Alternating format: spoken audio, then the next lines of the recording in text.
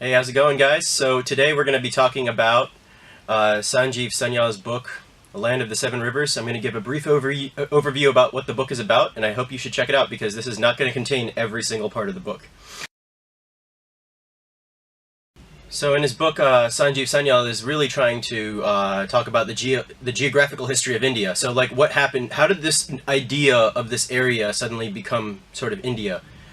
So he starts off the book by talking about the actual geological history of India, starting with the Precambrian period. The Precambrian period is about 500 million years ago to 700. So this, but this starts with the breaking up of the supercontinent Rodinia. Rodinia broke up around 700 million years ago, and this is actually the point when we see the formation of the Aravalli Range.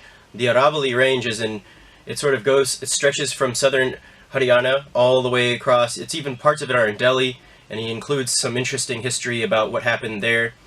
So after this, around 530 million years ago, we see the Cambrian explosion. The Cambrian explosion sees the emergence of all of these complex life forms suddenly during the Cambrian period. So this is 530 million years ago. And then after that, about around 270 million years ago, you see this broken up Rodinia reassemble into another supercontinent known as Pangaea. So now Pangaea, it's like where this is the supercontinent with the dinosaurs, right? Around 175 million years ago, you see Pangaea break up into two separate continents. You have Laurasia and Gondwana. Gondwana is actually named after the Gondi tribe of central India. So around 130 million years ago, and Gondwana actually included Antarctica, Africa, Madagascar, and India. And Laurasia included most of what's now Asia and Europe. So what happened was that Madagascar, 130 million years ago, Madagascar and India broke off and went in two separate directions.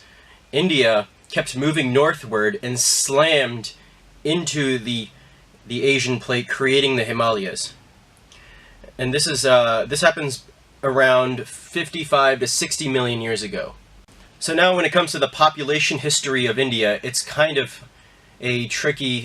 population genetics is tricky. So the ancestors of Australian Aboriginals we know reached Australia around 40 to 50,000 years ago. There's actually a few Indian tribes that are genetically and or linguistically related to this group. Then we see the Persian Gulf for a while was a very fertile area, but then after the end of the Ice Age, you start to see the Persian Gulf begin to expand around 12,500 years ago, and you see the Gulf kind of moving upward. So then by about 7,500 to 8,000 years ago, the Persian Gulf oasis was completely flooded. So during this period, you see many groups, before this actually, during the Paleolithic, you see many of these groups starting to leave Africa and start to move towards sort of their later destinations. And we have several different sort of migrations into India.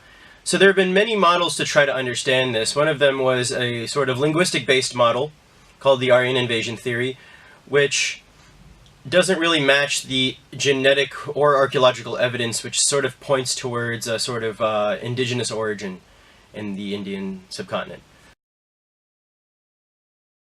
So in his next chapter, The People of the Lost River, Sanjeev Sanyal talks about the first urban culture in India. So, and these guys are known as the Indus-Saraswati civilization, or maybe the Harappan civilization.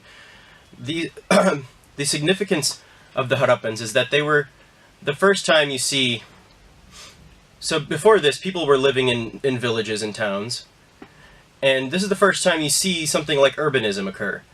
And you see these at some major sites where, when we say urbanism, we say like large populations and with like well-fired bricks, sanitation systems. Like people were investing a lot into their land and sort of facilitating this.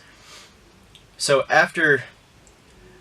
what happened was originally originally, archaeologists, when Mortimer Wheeler first excavated this site of Mohenjo-daro, he thought, and when John Marshall also excavated there, people were thinking that this city complex was destroyed by invaders.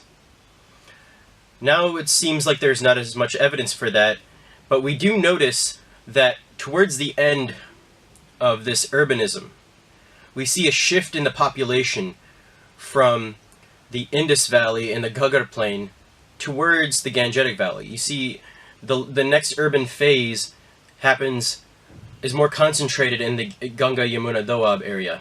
And also another shift occurs towards the Deccan Plateau, so you start to see more urbanization occurring in like the modern state of Maharashtra and Telangana.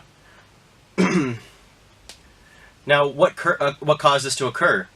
It could have been a number of things. Most people are pointing to the drying up of a river or a shift in the climate might have been a motivating factor. That's one of the things that people propose. That might have been a motivating factor for people to leave this sort of western area and start to shift more into the Indian interior, for these urban cultures to leave that area and come in. So the other perspective that Sanjeev Sanyal tries to present, see, this is another history that he doesn't try to reconcile, he kind of presents it side by side. This is the Rigvedic perspective. The Rigvedic perspective is a sort of history that was engineered by sort of through exegesis of the Rigveda. So they look at the Rigveda. The Rigveda is not a historical text. The Rigveda is a sort of chants, but if you look at the types of things they talk about, you can kind of figure out what might have happened. So there's one battle it talks about, and this region that it talks about is called the Sapta Sindhu, the seven rivers region. Now what's interesting is they don't actually tell you which 7 rivers they're talking about, but we know that there's like 7. We assume that it refers to the Indus, its tributaries, the Ghaggar and the Chautang, which is identified by many as the Saraswati and the Drishadvati rivers. They mention it, so in the Rigveda they mention a battle called Dasharajnya. Dasharajnya is the Battle of 10 Kings. The Battle of 10 Kings occurred along the banks of what is now the Ravi River, which is a tributary of the Indus. The victor of this war was one tribe against 10. The victor was a sort of a branch of the Bharata tribe, who gave its name to the region. Basically, this part of the chapter focuses on the expansion of the Bharata tribe and how it took over this area, and how it sort of, through the epics, you can trace its name kind of spreading across the area to India.